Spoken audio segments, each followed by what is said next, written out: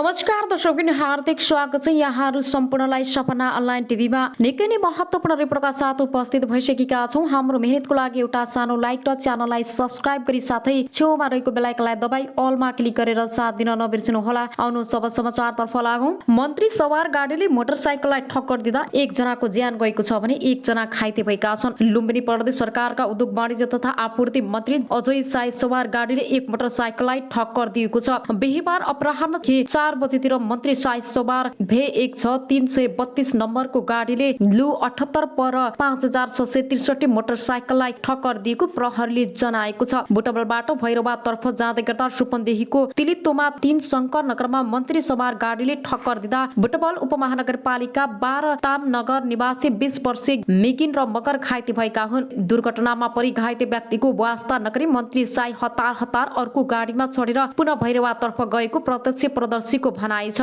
मन्त्री शाहीले घाइतेलाई उपचारका लागि क्रिमसन अस्पताल लैजान आफूले स्वकीय सचिवलाई निर्देशन दिएको बताएका छन्। उनले आफ्नो गाडी र चालक पनि अहिले ड्राइभर टोल प्रहरी चौकीमा रहेको बताएका छन्। अब आउनुहोस् अर्को समाचारतर्फ लागौँ। दलको मन्ता प्रति न्यायाधीशको आक्रोश एक्लिए चोलेन्द्र। कुनै समय प्रधान न्यायाधीश चोलेन्द्र शमशेर जबराका प्रिय न्यायाधीशका रूपमा चिनिएका न्यायाधीश तेजबहादुर केसीले पनि बिहीबार प्रधान न्यायाधीशको साथ छाडेका छन्। बिहीबार 2 न्यायाधीशलाई सन्देश पठाएर न्यायाधीशहरूको आन्दोलनमा केसीले ऐक्यबद्धता जनाएका छन्। यससँगै प्रधान न्यायाधीश चोलेन्द्र शमशेर जबरा एक्लिएका छन्। यसअघि नै प्रधान न्यायाधीशका नजिक रहेका भनिएका थप 3 जना न्यायाधीशले पनि किता परिवर्तन गरेसँगै यति बेला सर्वोच्च अदालतमा 19 न्यायाधीश एकातिर र प्रधान न्यायाधीश अर्कोतिर देखिएका छन्। सर्वोच्च अदालतमा गतिरोध सुरु भएदेखि नै खर विधामा बसेका न्यायाधीश केसी बिहीबारदेखि भने किता परिवर्तन गर्दै अन्य न्यायाधीशसँगै उभिएका छन्। केसीले आफू निकटका 2 जना न्यायाधीशहरूलाई सन्देश पठाएर न्याय सुधारका लागि अन्य न्यायाधीशहरूलाई साथ दिएको बताएका छन्। न्यायाधीश केसी करिब 1 सातादेखि रूपन्देहीमा खर पूजाका लागि बिदा लिएर बसेका थिए। न्यायालयको गतिरोध लम्बिएपछि केसीले किता परिवर्तन गर्दै प्रधान न्यायाधीशको साथ छाडेका हुन्। केसीले आफू निकटका 2 न्यायाधीशलाई पठाएको सन्देशमा प्रधान न्यायाधीशको राजीनामाको सम्बन्धमा केही बोलेका छैनन्। उनको सन्देशमा न्यायपालिका सुधारका लागि गोला प्रथाबाट पेशी तोक्ने र हरिकृष्ण कार्की नेतृत्वको समितिले बुझाएको प्रतिवेदन कार्यान्वयनमा ल्याउनु पर्ने कुरा उल्लेख छ। सर्वोच्चका न्यायाधीश केसीले प्रधान न्यायाधीशको राजीनामा माग्ने कुरामा पनि सहमति नजनाएको स्रोतले बतायो। केसीको भनाइ उद्धत गर्दै स्रोतले रातो पार्टीसँग भन्यो, राजीनामा एक्सट्रिम हो। यसमा केही र सबैको स्वार्थ र महत्वाकांक्षा छन्, तर सुधारमा गोला प्रथा तत्काल लागू गर्न, संवैधानिक नियुक्ति विवाद र संवैधानिक इजलासको विवाद लगातार तत्काल सुधार गर्नुपर्ने कुरामा सहमति हुने भन्ने हो। यो सँगै सन्देशमा उनले गोला प्रथा र प्रतिवेदन कार्यान्वयनका साथै न्यायाधीशहरूले अन्य भागमा ऐक्यबद्धता भने पनि प्रधान न्यायाधीशको राजीनामाको सम्बन्धमा भने केही बोलेका छैनन्। न्याय सुधारका लागि प्रधान न्यायाधीशको राजीनामा माग भई आन्दोलन भइरहँदा 5 दिनपछि मात्रै न्यायाधीश केसीको प्रतिबद्धता सन्देश आए पनि सन्देशमा प्रधान न्यायाधीशको राजीनामाको सम्बन्धमा केही बोलिएको छैन। यसअघि नै अमेरिकामा रहेका न्यायाधीश ईश्वर प्रसाद खतिवडाले इमेल पठाएर अन्य न्यायाधीशहरूको आन्दोलनमा ऐक्यबद्धता रहेको र प्रधान न्यायाधीशको बहिर्गमन बिना न्यायालयको सुधार हुन नसक्ने बताएका थिए। साथै भ्रमण अवधि छोटाएर चाँडै नेपाल फर्कने पनि उनले न्यायाधीशलाई जानकारी गराएका छन्। यसैगरी उच्च अदालतको अनुगमन सहित खप्तडको पारिवारिक भ्रमणमा रहेका न्यायाधीश द्वय अनिल कुमार सिंघा र सपना प्रधान मल्लले पनि न्याय सुधारका लागि न्यायाधीशहरूको आन्दोलनप्रति ऐक्यबद्धता रहेको पत्र पठाइसकेको छन्। उनीहरू शुक्रबार काठमाडौँ आइपुगेर आइतबार सर्वोच्चमा उपस्थित हुनेछन्। प्रधान न्यायाधीशको विपक्षीमा उभिएका सर्वोच्चका एक न्यायाधीशका अनुसार न्यायपालिका सुधारका लागि उनीहरूको आन्दोलन शुक्रबार पनि जारी रहनेछ। शुक्रबार पनि बिहान 11:30 बजे न्यायाधीशहरूको बैठक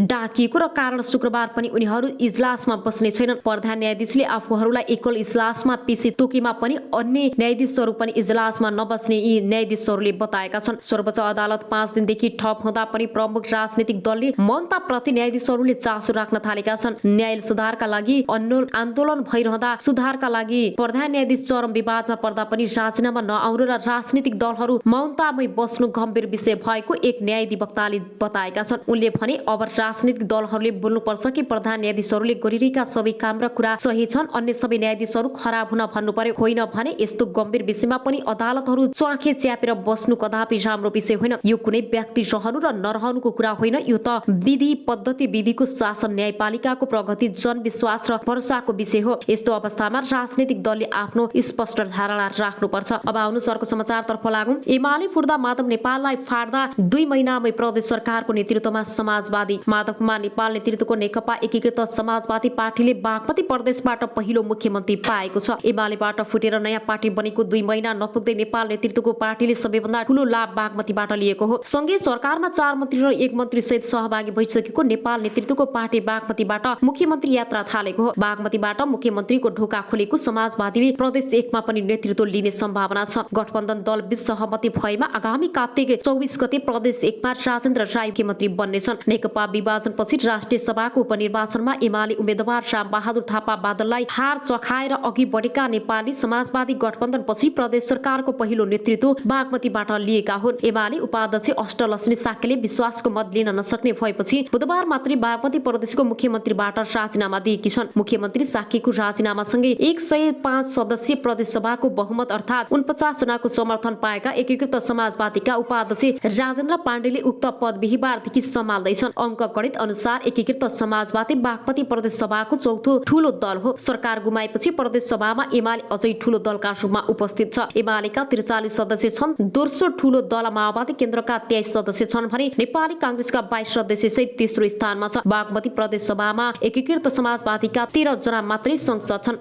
भ्रष्टाचारको अखण्ड सबै पदाधिकारी विवादित भएका छन्। जनताको उपचार गर्न र चिकित्सक उत्पादन गर्न पूर्वी नेपालको धरानमा स्थापित बीपी कोइराला स्वास्थ्य विज्ञान प्रतिष्ठान भ्रष्टाचारको अखण्ड बनेको छ।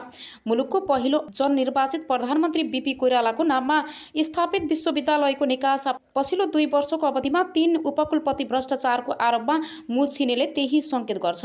2076 साल असार 26 गते प्रतिष्ठानका तत्कालीन उपकुलपति प्रा डाक्टर राजकुमार श्रैनियार 8 लाख रुपियाँ घुससहित पक्राउ परे। प्रतिष्ठानको भवन निर्माणले ठेक्काको कमिसन लिने क्रममा उनी निवासबाट पक्राउ परेका थिए। त्यसको 3 सातापछि अघिल्ला उपकुलपति बलभद्र प्रसाद दासमाथि 4 करोड भ्रष्टाचार मुद्दा लाग्यो। दुवै मुद्दा विशेष अदालतमा विचाराधीन भएका बेला नयाँ पदाधिकारीहरू पनि रत्तीभर डराएनन्, अनियमितता गरिरहे। सरकारले गठन गरेको कार्यदलले उपकुलपति ज्ञानेन्द्र गिरी भ्रष्टाचारको आरोपबाट उम्किन नसक्ने गरी सरकारलाई मंगलबार प्रतिवेदन बुझाइसकेको छ। अख्तियारले गम्भीर रूपमा छानबिन गर्ने हो भने अहिलेका उपकुलपति गिरी सहितका पदाधिकारी जोडिने ठाउँ नै छैन। कार्यदलका एक सदस्यले अनलाइन खबरसँग भने राजनीतिको आडमा नियुक्ति भएपछि मलाई जे गर्न पछि छुट हुन्छ भन्ने सोचले यस्तो अवस्थामा पुर्याएको हो। उनी आफू त बदनाम भए संस्था समेत खराएसी बनाए। स्त्री रोग विशेषज्ञ समेत रहेका प्र डाक्टर मोहन चन्द्र रेग्मी फिस्टुलालाई रोग विशेषज्ञ हुन विशेषज्ञहरूको समुदायमा उनी राम्रा प्राचीन व्यक्तिको रूपमा चिनिन्छन्। बीपी कोइराला स्वास्थ्य विज्ञान प्रतिष्ठानमा कार्यरत रहेका उनलाई कता कता कार्यकारी र व्यवस्थापनका पदमा जाने महत्त्वाकांक्षा बढ्यो। प्रतिष्ठानका उपकुलपति डाक्टर ज्ञानेन्द्र गिरीसँग हिमचिम बढाएका उनले सुरुमा अस्पतालका निर्देशकको पद ताकेका थिए। अस्पतालका निर्देशक गौरी शङ्कर शाह आफैमा योग्य नभएको जानकारहरू बताउँछन्। उपकुलपति गिरीको साथमा शाहलाई पदमुक्त गरेर अस्पताल निर्देशक पदमा जाने रेग्मीको प्रयास सफल हुन सकेनन्, तर त्योभन्दा माथिल्लो रजिस्टर बन्न सफल भए। सुरुमा उपकुलपतिसँग मिलेर काम गर्नुभयो, पछि अधिकारहरू नदिएपछि विरोधमा उत्रिनु भयो। प्रतिष्ठान स्रोतले भन्यो त्यत्रो राम्रो छवि बनाएको मान्छे बेकारमा अनियमितता र चालझेलको मतियारको रूपमा मुछिनु भयो। अहिले अख्तियारमा रेग्मीमाथि समेत छानबिन चलिरहेको छ। प्रतिष्ठानका उपकुलपति ज्ञानेन्द्र गिरीको किस्सा अझै रोचक छ। लामो समय कोशी अञ्चल अस्पताल विराटनगरका काम गरेका गिरीले सेवाकालको अन्तराधीर सुनिल शर्माहरूसँग मिलेर नोभेल मेडिकल कलेज खोलेर संस्थापक अध्ययन पनि भए। शर्माको समूहले चेपुवामा पारेपछि उनी कौडीको भावमा शेर बेच्ने बाध्य भए। त्यसपछि गिरीले अख्तियारका तत्कालीन प्रमुख लोकमान सिंह कार्कीका नातेदारसँग मिलेर विराट मेडिकल कलेज खोले। लोकमानको शक्तिको आडमा विराट मेडिकल कलेजले काठमाडौँ विश्वविद्यालयबाट विस्तारित कार्यक्रममा नाममा सम्बन्ध पारियो। गिरी काङ्ग्रेस नेता शेखर कोइरालाका नजिकका कार्यकर्ता थिए। प्रतिनिधि सभा निर्वाचन 2074 मा काङ्ग्रेसले सुनिल शर्मा मोरङ 3 मा उम्मेदवार बनाएपछि गिरी कोइरालासँग मिचिए। आफ्नो पुरानो पद्धतिलाई टिकट दिएको झोकमा उनले सुनिल शर्माका प्रतिस्पर्धा उम्मेदवार बनेका नेकपा एमाले नेता भानुभक्त ढकाललाई निर्वाचनमा सघाए। त्यति बेला गिरीले ढकाललाई सबै रूपमा सहयोग गरेको जानकारहरू बताउँछन्। वाम गठबन्धनको सरकार बन्यो। तत्कालीन प्रधानमन्त्री केपी शर्मा ओलीले ढकाललाई 28 साउन 2074 मा कानुन मन्त्री बनाए, तर 4 मङ्सिर 2076 मा ढकाल स्वास्थ्यमा आएपछि चुनावमा गरेको सहयोगको गुण तिर्नै गिरीलाई प्रतिष्ठानको उपकुलपति बनाएका थिए। राजनीतिको आडमा पदमा पुगेका उपकुलपति गिरीले प्रतिष्ठानमा मनोमानी गर्न थाले। उनलाई कुनै शक्ति प्राज्ञिक र आर्थिक अनुशासन जरुरी थिएन। आफ्नो समर्थन गर्ने ठानेर उनले विश्वविद्यालयमा कार्यरत डाक्टर महेश चन्द्र रेग्मीलाई रजिस्ट्रारमा नियुक्त गर्न स्वास्थ्य मन्त्री ढकाललाई सिफारिस गरे र नियुक्ति पनि दिए। उनी अहिले प्राध्यापक पद जबरजस्ती लिएको आरोपमा फँसेका छन्। प्रतिष्ठानमा कार्यरत आन्दोलनरत चिकित्सक तथा अध्ययन कार्यदलका सदस्यका अनुसार हाल बीपीमा रहेका सबै पदाधिकारीहरू विवादित बनेका छन्। तुलनात्मक रूपमा राम्रो छवि मानिएका रेजिस्ट्रार डाक्टर गुरुप्रसाद खनाल पनि नियमित उपकुलपति हुँदा अनेक विवादास्पद निर्णयमा संलग्न रहेको पाइएको छ। कुनै प्राज्ञिक पृष्ठभूमि नभएका अस्पताल निर्देशक डाक्टर गौरी शङ्कर शाह खरिदमा मात्रै रुचि राख्ने पदाधिकारी मानिन्छन्। प्रतिष्ठान स्रोतले भन्यो प्रशासनिक दक्षता नभए पनि उनलाई खरिदको काम र कमाई हुने क्षेत्रमा औधी रुचि छ। उनको पदावधि केही महिना बाँकी छ। दलीय भागभण्डा र शक्तिको आडमा नियुक्ति हुनेहरूले मनोमानी गरेर संस्थालाई बिगार्ने काम गरे। प्रतिष्ठानको आन्दोलनरत सङ्घर्ष समितिका संयोजक डाक्टर एसपी सिमाल भन्छन् नियुक्ति गर्दा नै राजनीतिक स्वार्थमा पनि पदाधिकारी सिफारिस हुने गरेको छ। उनीहरूले शक्तिको आडमा अनियमितता गर्ने कुनै नौलो कुरा भएन। हरेक पटक दक्षता र क्षमता भन्दा पनि राजनीतिक संरक्षणका आधारमा पदाधिकारी नियुक्ति भएका छन्। 2050 सालमा स्थापना भई 2055 सालदेखि चिकित्सक शिक्षामा स्नातकोत्तर तह सञ्चालन गरिरहेको प्रतिष्ठानले पूर्वी नेपालका विभिन्न जिल्लाहरूमा चिकित्सा सेवा र दन्त चिकित्सा सेवा दिइरहेको छ। आफ्नो क्षमताको 3 गुणासम्म बिरामी जाँच्ने अस्पताल भएको प्रतिष्ठानको पछिल्लो समय आम्दानी घट्दो क्रममा छ। शैक्षिक गुणस्तर खसेको छ। नियमित जसो आर्थिक नियमितता हुने गरेको छ। प्राज्ञिक काम कारबाही तहस नहस छ भने अस्पतालमा बिरामी फेरेर रेफर गरेर कमिसन लिने प्रवृत्ति मौलाएको छ। पदाधिकारीहरूको असहमतदारी र झैझगडाले स्थिति झन तनावपूर्ण बनेको छ। बेथिति मौलाएको प्रतिष्ठानमा एकै वर्षमा 48 करोड रुपियाँसम्म बेरोज निस्किएको छ। 2 अर्ब 20 करोडको बजेटमा 70% रकम चालु प्रकृतिका काममा खर्च हुन्छ। प्रतिष्ठानमा आवास छ तर बाहिरका मानिसहरू बसेका छन्। छात्रावास र कर्मचारी आवासमा पानी चुहिन्छ। नर्सिङ स्टाफलाई आवास छैन तर संस्था बाहिरका व्यक्तिले आवास पाएका छन्। निवासमा अस्पतालमै काम गर्न जुनियर रेसिडेन्टलाई मासिक 4000 भाडा असुलिएको छ। अहिलेका यी 4 पदाधिकारीले संस्थालाई बदनाम बनाएकोले तत्काल उनीहरूलाई बर्खास्त गरेर योग्य र समक्ष पदाधिकारी नियुक्त गर्नुपर्छ। एक सिनेटरले अनलाइन खबरसँग भने नत्र आफै जनचेतनाको नाममा स्थापित स्वास्थ्य निकायको अवस्था बेहाल हुँदा सत्तारूढ दल मूक दर्शक हुने भयो।